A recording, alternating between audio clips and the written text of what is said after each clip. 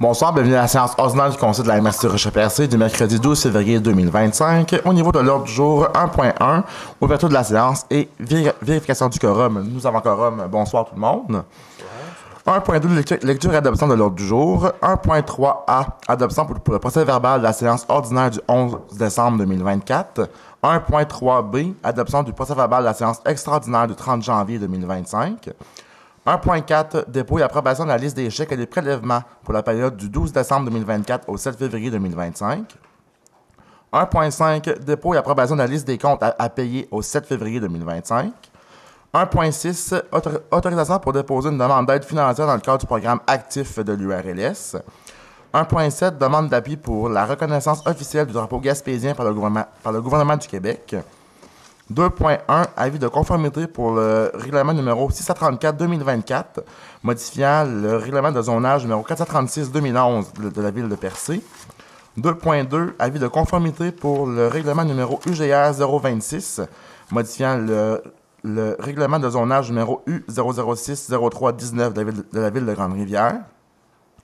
2.3, inventaire du patrimoine immobilier de la MRC de Rocher-Percé, autorisation pour procéder à un appel d'offres. 3.1, adoption de la grille tarifaire 2025 aux écocentres. 4.1, fonds d'aide aux organismes, adoption des recommandations du comité d'investissement socio-économique.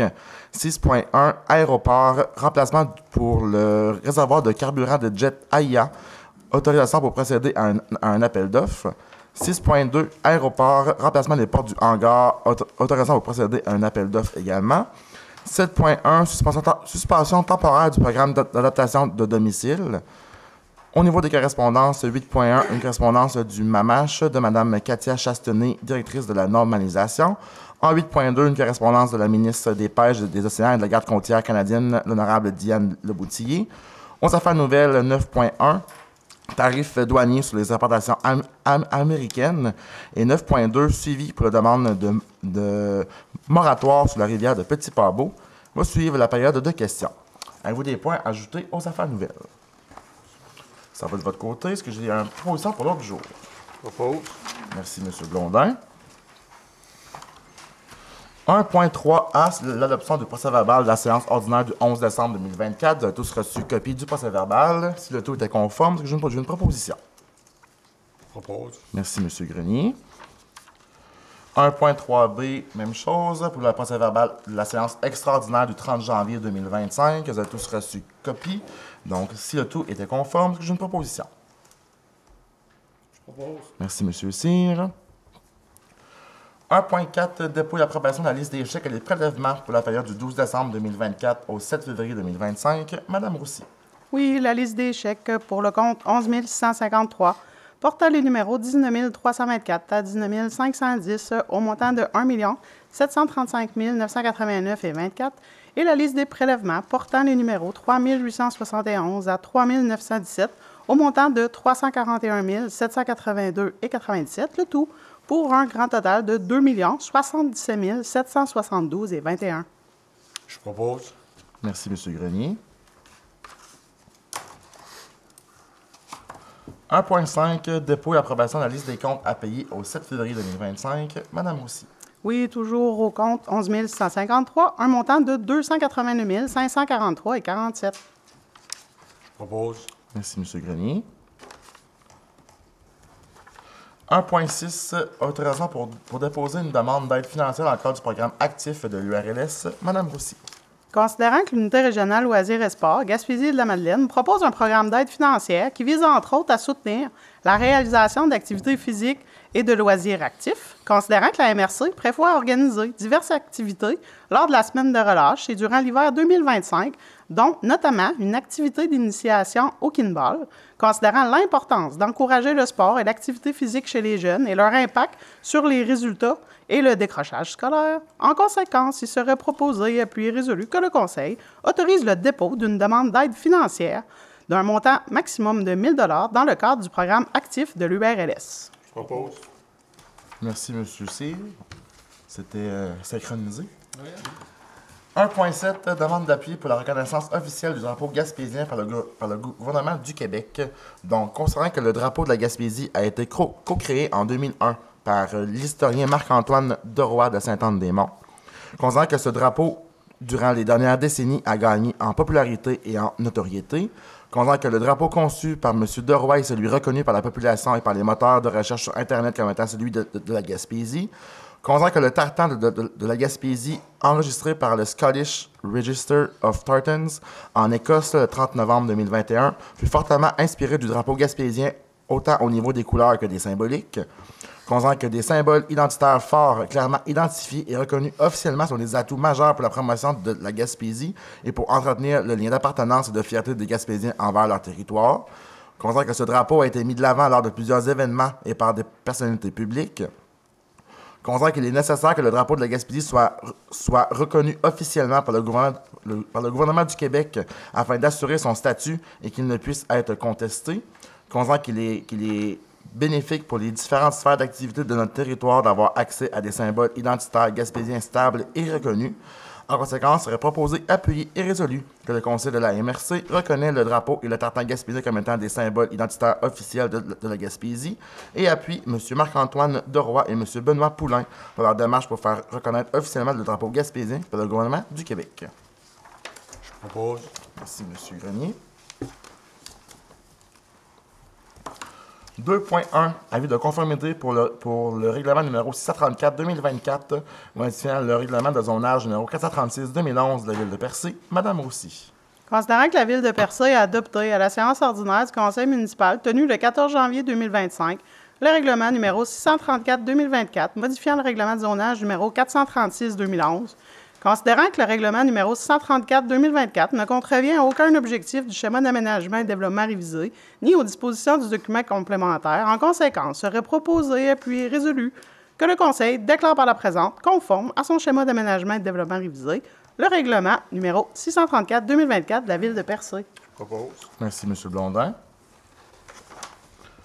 2.2. Avis de conformité pour le règlement numéro UGR 026, modifiant le règlement de zonage U006-03-19 de la Ville de Grande-Rivière. Madame Roussy. Considérant que la Ville de Grande-Rivière a adopté à la séance ordinaire du Conseil municipal tenue le 9 décembre 2024 le règlement numéro UGR 026, modifiant le règlement de zonage numéro U006-03-19, considérant que le règlement numéro UGR 026 ne contrevient à aucun objectif du schéma d'aménagement et de développement révisé, ni aux dispositions du document complémentaire. En conséquence, il serait proposé et appuyé résolu que le Conseil déclare par la présente, conforme à son schéma d'aménagement et de développement révisé, le règlement numéro UGR 026 de la Ville de Grande-Rivière. Je le propose.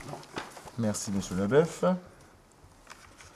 2.3. Inventaire du patrimoine immobilier de la MRC Rocher-Percé, autorisation pour procéder à un appel d'offres. Madame Roussy. Considérant la loi sur le patrimoine culturel du ministère de la Culture et des Communications, considérant que la loi sur le patrimoine culturel exige que les MRC se dotent d'un inventaire de leur patrimoine bâti construit avant 1940 et qui présente une valeur patrimoniale, considérant que l'inventaire du patrimoine bâti de la MRC doit être effectué au plus tard le 1er avril 2026, on aura besoin d'une proposition afin que le Conseil autorise la Direction générale à procéder à un appel d'offres pour effectuer l'inventaire du patrimoine bâti de la MRC. Je propose. Merci, M. Darèche.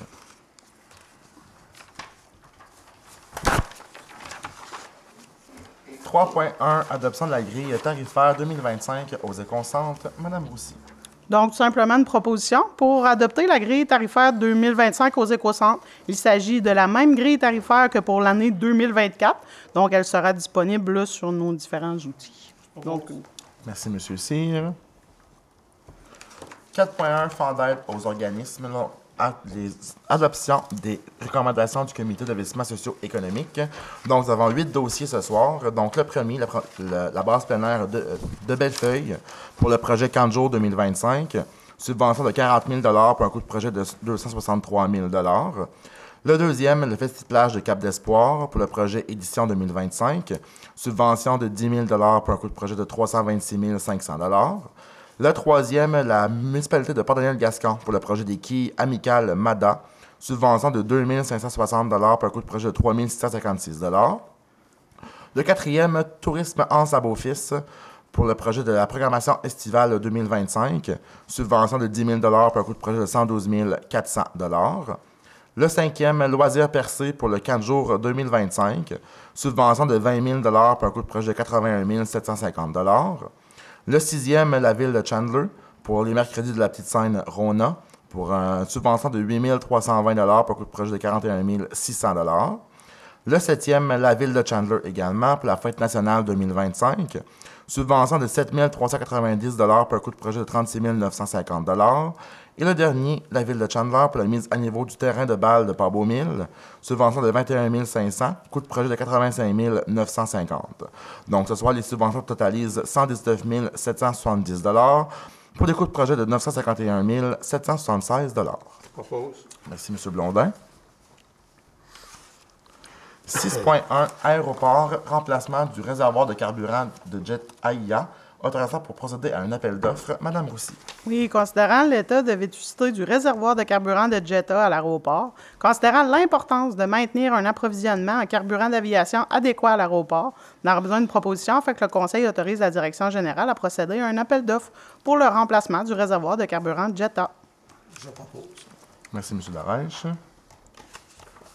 6.2 Aéroport, remplacement des portes du hangar, autorisation pour procéder à un appel d'offres. Madame Roussy. Oui, considérant l'état de vétusté des portes du hangar à l'aéroport, considérant que le remplacement de celle-ci est nécessaire dans un court délai, on a besoin d'une proposition afin que le Conseil autorise la Direction générale à procéder à un appel d'offres pour le remplacement des portes du hangar à l'aéroport. Je propose. Merci, M. Leboeuf. 7.1 Suspension temporaire du programme d'adaptation de domicile. Donc, considérant que le 22 novembre dernier, la SHQ transmettait une communication informant la MRC de la suspension temporaire des volets 1, qui est le volet d'adaptation de domicile, et le volet 2, qui est le remplacement d'appareils élévateurs non conformes, du programme d'adaptation de domicile, le PAD, 2024-2025, et ce, pour une période indéterminée. Considérant que cette suspension temporaire frappe une clientèle qui est vulnérable, soit les personnes vivant avec un handicap et les personnes en perte d'autonomie. Considérant que la raison d'être du PAD est de permettre à ces personnes admissibles de vivre dans leur résidence le plus longtemps possible. Considérant que les travaux exécutés par le biais de programmes visent à réaliser des aménagements qui ont pour objectif de permettre aux bénéficiaires de combler leurs besoins de base pour avoir une qualité de vie minimale. Considérant que cette décision de suspension temporaire a pour effet de retarder les projets d'adaptation de domicile pour une clientèle ayant des besoins particuliers et pouvant représenter des situations urgentes d'intervention. En conséquence, il serait proposé, appuyé et résolu que le Conseil dénonce la décision de la SHQ de suspendre temporairement le programme PAD 2024-2025, que la MRC demande à la SHQ de revoir leur position et leur décision, puisque celle-ci impacte directement les clientèles admissibles pour qui le report des travaux pourrait présenter des situations urgentes d'intervention, et que cette copie soit acheminée à la ministre responsable de l'Habitation, Mme France-Hélène Duranceau, au président et directeur général de la SHQ, M. Jean Martel, et à nos deux députés, Mme Catherine Blouin et M. Stéphane Sainte-Croix, ainsi qu'à toutes les MRC du Québec. Je propose. Merci, M. Grenier.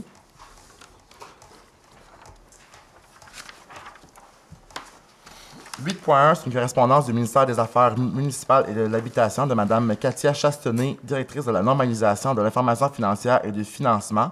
Donc, l'objet est le rapport financier pour l'exercice clos le 31 décembre 2023.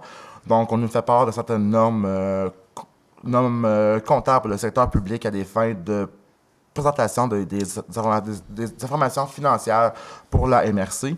Donc, le tout a été transmis à notre équipe là, pour réguler le tout. Au point 8.2, c'est une correspondance du ministère des Pêches et des Océans de la garde côtière canadienne de Mme Diane Leboutillier. Donc, on avait fait une demande, nous, le 20 janvier 2025 pour avoir un permis pilote de pêche communautaire pour la MRC. Le but était vraiment de pouvoir avoir un quota de pêche, pouvoir le faire pêcher avec les retombées de cette pêche-là, pouvoir investir dans notre milieu pour pouvoir soutenir tout ce qui est en lien avec le développement du secteur des pêches qui vit quand même certains enjeux avec leurs infrastructures. Donc, la correspondance va comme suit. Donc, je vous remercie pour votre correspondance qui nous a été adressée. Donc, j'appuie toujours l'idée que Pêche et Océan Canada analyse la possibilité d'émettre des permis qui auraient des retombées communautaires. Une telle initiative requiert cependant une analyse approfondie du cadre réglementaire de la délivrance de permis et des outils à la disposition du ministère afin d'en évaluer la faisabilité.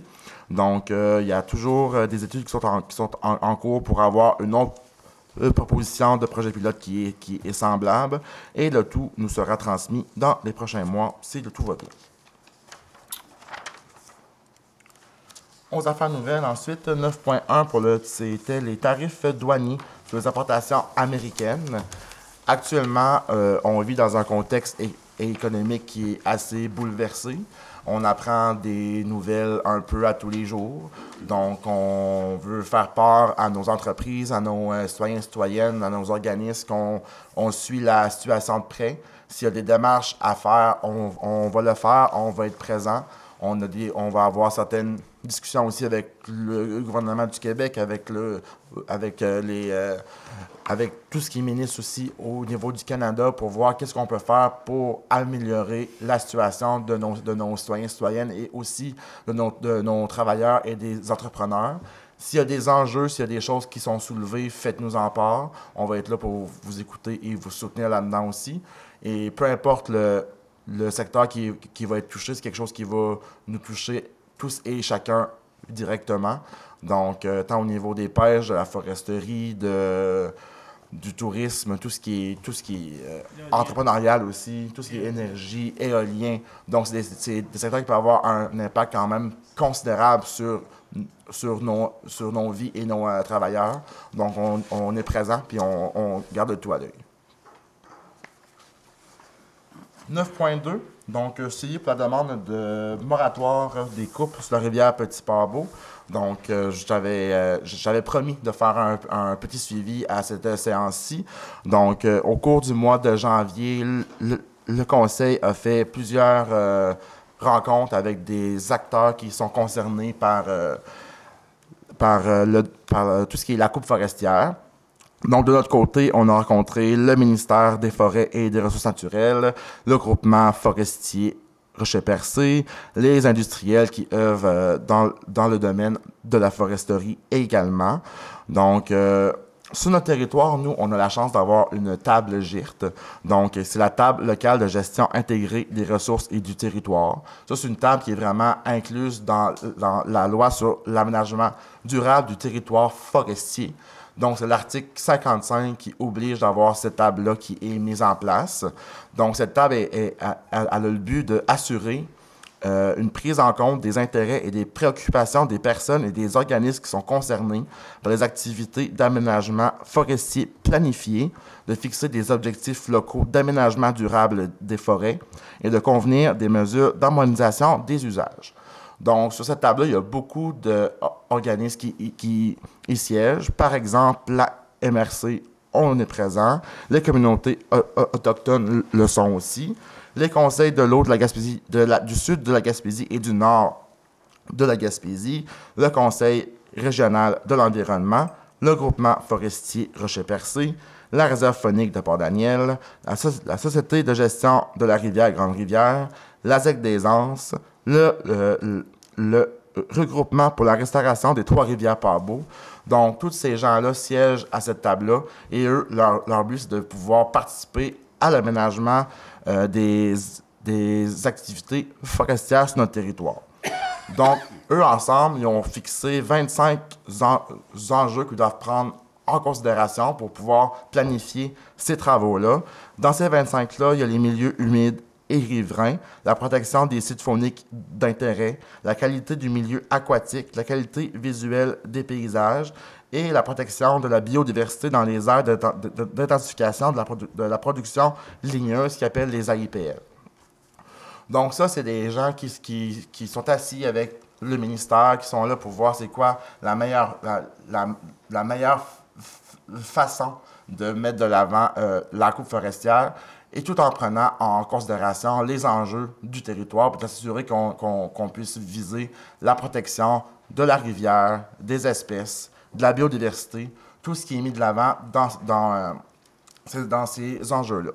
Si je vais directement avec la rivière Petit-Barbeau, donc on nous avait soulevé quelques petits enjeux à ce niveau-là. Le premier, au niveau de la qualité de l'eau de la rivière. Donc, dans le cas de la rivière Assommon, il y a une bande riveraine qui est exigée de 60 mètres afin d'assurer la qualité de l'habitat aquatique. Donc, il y a un 60 mètres qui est obligatoire de chaque côté de la rivière qui ne peut pas être coupé pour être sûr qu'il n'y ait pas d'impact dans la rivière. En ce qui concerne la rivière Petit-Barbeau, elle est chanceuse. En prenant en compte toutes les contraintes naturelles qu'il y a autour d'elle, c'est une protection moyenne de 420 mètres qu'il y a autour de cette rivière-là. Donc, si on prend en compte les côtes, si on prend en compte toutes les zones où il ne peut pas avoir de coupe, donc une belle protection qui est faite autour d'elle. Si on va avec la caractérisation du territoire, donc on nous a parlé souvent de biodiversité, on nous a parlé aussi de forêts exceptionnelles, des choses comme ça. Donc, depuis 1996, le ministère est présent et fait des inventaires sur tout le territoire québécois. Donc, il y a un processus qui est mis en place. Il y a des gens qui ont fait des observations. S'il y a des signalements qui peuvent être faits, le ministère les prend très au sérieux et envoie des gens sur le territoire pour faire l'analyse de tout ça. Donc, en Gaspésie, on a la chance que nos industriels et notre ministère est formés de leur côté pour identifier et signaler toutes les espèces précaires ou écosystèmes forestiers qui sont exceptionnels. Donc, s'ils vont faire une coupe, par exemple, puis ils voient qu'il y a quelque chose qui peut avoir un certain impact sur une espèce, ils sont formés pour pouvoir le signaler. En fonction de ces rencontres-là aussi, on a mis de l'avant, nous, ce qu'on doit observer, c'est quelles sont les retombées au niveau environnemental, au niveau économique et au niveau social aussi. Donc, au niveau socio-économique, ce qu'on a observé, c'est qu'il y avait 56 emplois qui étaient liés directement dans la MRC, du Rocher-Percé, dont 31 sont à Percé, 20 sont à Chandler, 20 à Port-Daniel-Gascon, 10 à Grande-Rivière et 5 à Sainte-Thérèse. Donc, c'est des emplois qui touchent l'ensemble de notre MRC, qui touchent toutes les communautés de notre MRC également. Donc, au cours des 5 dernières années, si on inclut tous les types d'activités forestières, c'est près de 17 millions de retombées économiques pour les commerçants de notre région, si on inclut également l'entretien de la voirie forestière. Donc, lorsque je parle de retombées économiques, c'est vraiment au niveau des plusieurs entreprises. Donc, on parle d'entreprises de soudure, d'essence, de transport, d'hébergement, de restauration, d'épicerie. Donc, des entreprises qui sont diverses, qui ont des retombées vraiment directes ou indirectes avec cette activité-là. Et sinon, au niveau de la voirie forestière, donc c'est un entretien annuel de 2 chemins quand même très empruntés par nos chasseurs, par nos pêcheurs, par les gens qui pratiquent la villégiature. Donc, c'est 140 000 $ par année qui sont investis par les industriels.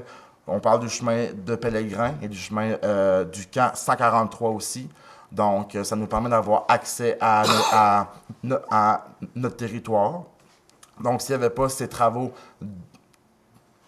de foresterie-là qui sont planifiés, qui sont étudiés, qui sont analysés par la table GERT que je vous ai parlé tout à l'heure avec tous les acteurs du milieu qui y siègent, ben on n'aurait pas accès à ces chemins-là de si belle qualité.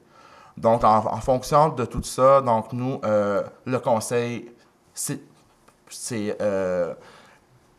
prononcé et on ne va pas se positionner face à la demande de moratoire. Donc, on va laisser aller le cours des choses.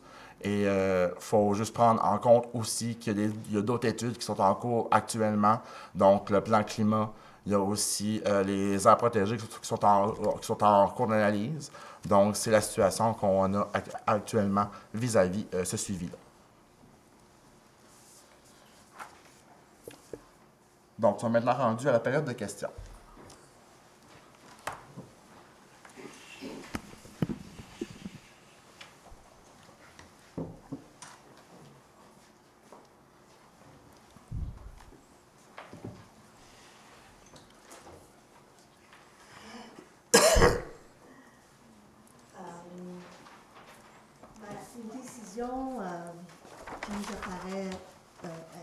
tout cas, qui n'est pas la décision qu'on souhaitait. C'est déjà mieux qu'un report ou pas de décision. Dans un premier temps, je voudrais, beaucoup de ce que vous avez dit me rappeler l'histoire qu'on a vécue dans les 4 dernières années avec tout le projet la ZEC des Anses. Toute l'histoire de la TGET, alors c'est comme... des fois, je me dis, si on avait réussi dans les 4 dernières années à faire mieux équipe avec la MRC dans un travail commun, bien, peut-être qu'aujourd'hui, ça aurait été différent. Mais on ne peut pas changer le passé. Je ne me suis pas identifiée... je viens quasiment à chaque réunion, Suzanne Bourgette, Chandler, et membre de Solidarité Gaspésie-Rocher-Percé. Ce qui me désole, je vous ai entendu dire que vous avez fait... D'abord, vous avez fait vos devoirs, vous êtes réunis, et pour ça, je vous remercie, OK? Vous avez fait une rencontre, il y avait les gens du regroupement forestier, il y avait des forestières, les gens du ministère, mais... Il y a quelque chose que je trouve typique à la façon de fonctionner dans Rocher-Percé, c'est qu'on travaille en silo. Quelle belle occasion ça aurait été, Monsieur le préfet et Messieurs les maires, de faire venir aussi la contrepartie, ceux qui ont à cœur la MRC, mais qui s'inquiètent beaucoup pour l'environnement. On parle du Conseil de l'eau, on parle du Conseil régional de l'environnement, Solidarité de Gaspésie, ou d'autres citoyens qui ne sont pas dans Solidarité, mais qui ont des connaissances terrain. S'asseoir ensemble et de réagir les uns aux arguments des autres, dans une convivialité puis une intelligence collective. Est-ce que je peux juste me permettre une petite intervention? Juste pour que... Oui, parce que oui. si vous partez, ça va être Oui, ça va être plus allez-y, long allez-y. aussi. Là. Mais depuis 3-4 séances que vous venez ici, fait 3-4 séances que je vous mentionne de me téléphoner, de m'appeler, de venir me voir, de s'asseoir, d'organiser une rencontre et jamais eu de vos nouvelles. Mais justement, on va en faire 2 points en même temps. Monsieur le préfet, vous êtes ouvert. Quand vous dites que votre porte puis votre téléphone, c'est vrai. Mais oui. Au tout début de votre mandat, Isabelle Garcia et moi, on vous a rencontrés pour vous parler. Au tout début, votre porte est ouverte. La porte de Monsieur Gino Cyr est ouverte aussi. Un jour, je l'ai appelé et j'ai eu un rendez-vous la même journée. Le maire de Chandler, tout le monde est accessible. Le défi, c'est pas de se parler de un à un, c'est de se réunir, de parler au maire en même temps. Ici, c'est pas l'endroit idéal, c'est le seul endroit. Mais et je vous jure qu'on a, dans les 4 dernières années, à maintes reprises, demandé à la direction de la MRC de rencontrer les maires. On voulait avoir un moment à votre plénière pour... Il y a un défi là. Et tous les défis qui nous aident... Vous parliez tantôt de la situation politique mondiale avec les Américains. Bien, ça s'ajoute au reste, mais le trouble était déjà là. On a un défi de s'asseoir puis de travailler ensemble, que les élus ne soient pas dérangés par l'implication citoyenne, que les citoyens fassent leur effort de venir pour qu'on mette notre talent en commun. Dans tout ce que vous avez dit, il y a dans des éléments là, de votre décision, il y a plein de bonnes choses. On en convient nous-mêmes. Il manque d'autres aspects cruciaux. On est en 2025. Ça fait 25 ans que la Gaspésie est fermée. On était dans une ville mono-industrielle, puis on existe encore, puis on est fiers, puis on est debout. Et on veut rêver puis penser notre MRC, mais on veut le faire avec vous. Et il y a plein de considérants qui manquent à votre analyse. Je vous le dis bien humblement, mais j'apprécie l'exercice que vous avez fait. Je vous demande de trouver un lieu, un moment, pour que les citoyens puissent s'asseoir avec vous, les maires, ensemble, penser l'utilisation du territoire pour les prochaines années. Puis comment le faire. Et économie et environnement, ça se conjugue. C'est pas une question de dire on sauve un puis on perd des emplois. Le récréo-touristique, c'est porteur d'avenir, c'est porteur économiquement. Madame Bourgette, je vais faire... Ma question, parce que, excusez, je suis obligée d'avoir une question. 30 M'avez-vous secondes. entendu? Oui, je vais prendre entente avec vous, moi, de mon côté. Mais avec Je vous moi donne, tout seul, je sais, ça non, donnera rien. je vous donne un petit devoir. Parfait. Allez-y, j'aime ça les devoirs. J'ai pas grand-chose à faire, je suis retraitée. Parfait.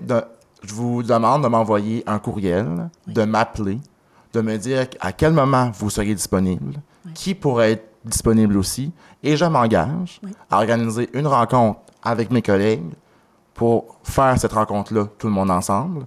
Parce que moi, ça fait plusieurs années, je vous dis, ma porte est ouverte et j'attends cette demande-là. Je mets la balle dans votre camp. Dites-moi les dates qui sont disponibles et qui pourraient être là. Et on va organiser cette rencontre-là. C'est un devoir très facile. C'était ma première intervention, mais du coup, je n'ai fait 2. Encouragez-vous.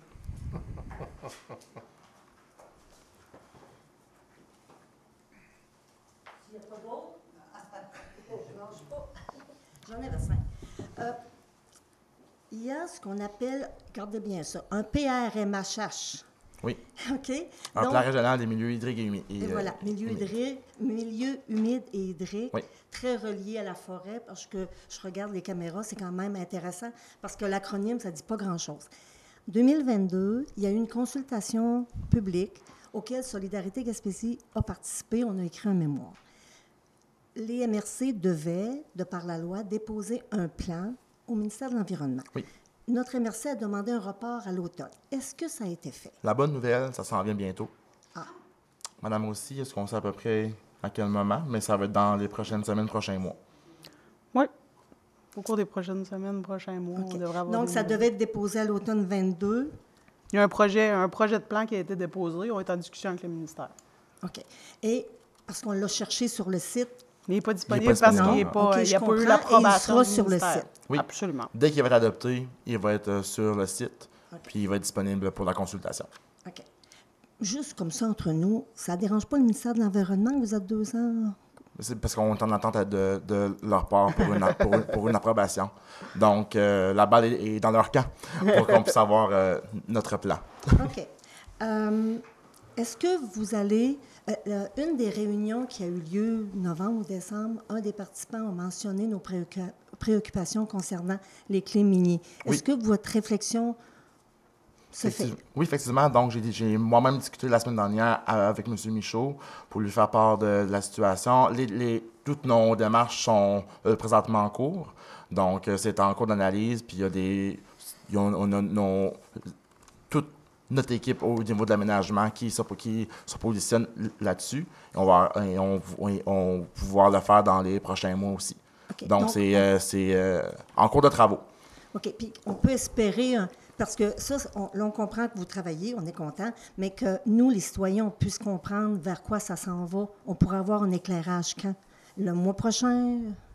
C'est sûr que là, actuellement, je peux pas vous dire ça va être quand. C'est parce qu'il y a certains délais qui peuvent être mis de l'avant.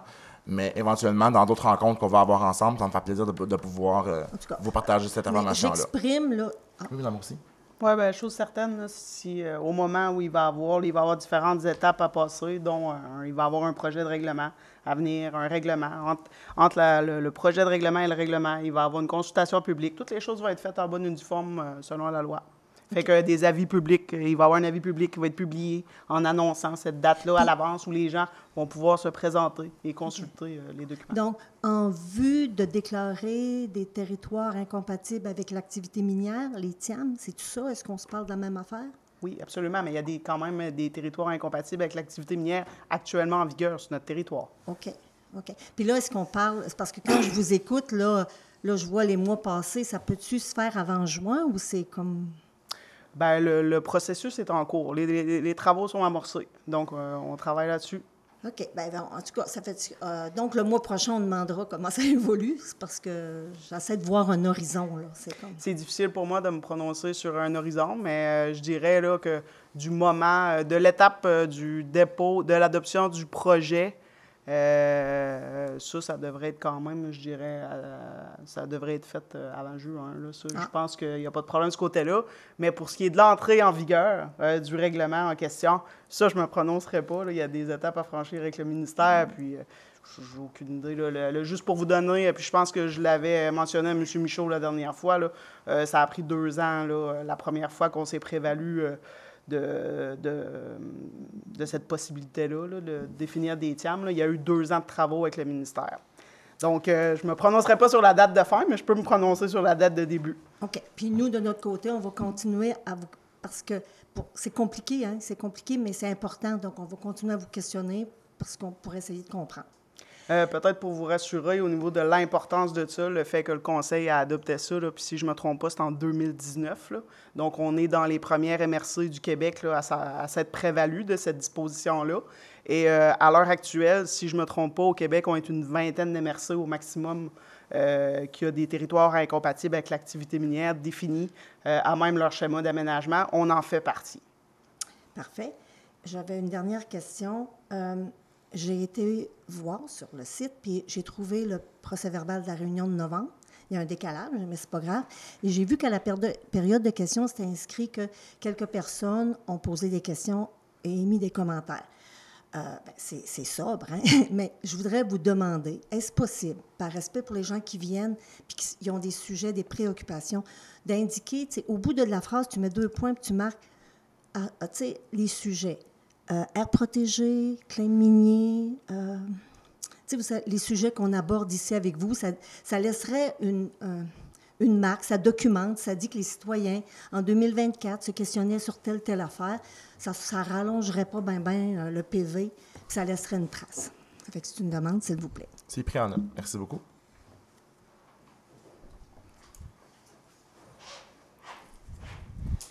Bonjour à tous et à On toutes. Je ne devais pas poser de questions, mais votre intervention concernant le moratoire sur la Tipabo me chicote un petit peu. Oui, vous avez fait du beau travail de recherche et tout. Et puis, mais je vous écoutais, puis c'était pareil comme si les 50 emplois de l'Ansa-Beaufils étaient remis en question en rapport avec le petit moratoire de que la ville de Chandler demande. Regardez, les scieries environnantes vont fermer, puis ces gens-là vont avoir de l'ouvrage pour 10 ans après, parce qu'il y en a du travail à faire dans la forêt. Puis, c'est pas le petit moratoire de la ville de Chandler qui met en question ces emplois-là. Moi, j'ai comme essayé de penser, mon Dieu, qu'est-ce que la ville de Chandler fait là? Tu sais, qui mettent vraiment en péril 50 emplois. Il ne faudra pas que la population pense ça. Parce que c'est pas grand ce que la ville demande, ce que la ville de Chandler. Ce que la ville de Chandler demande surtout, c'est repousser aussi la coupe pour permettre de caractériser. Parce que moi, je siège sur la TGA. Écoutez, la ZEC des Anses, j'ai été à plusieurs réunions et tout. C'est pas facile là, sur la table de gestion intégrée. Puis quand on parle d'harmonisation, c'est un mot qui se dit bien vis-à-vis le ministère du secteur forêt. Mais la ZEC des Anses, là, elle n'était pas caractérisée du tout. Il n'y avait aucune espèce à statut précaire de trouver avant qu'ils décident d'aller couper la forêt sur la ZEC des Anses. C'est nous qui avons trouvé les espèces à statut précaire. Et les écosystèmes forestiers exceptionnels, mais c'est à cause de nous autres qui sont venus au Québec pour venir caractériser. Donc, l'idée du moratoire, M.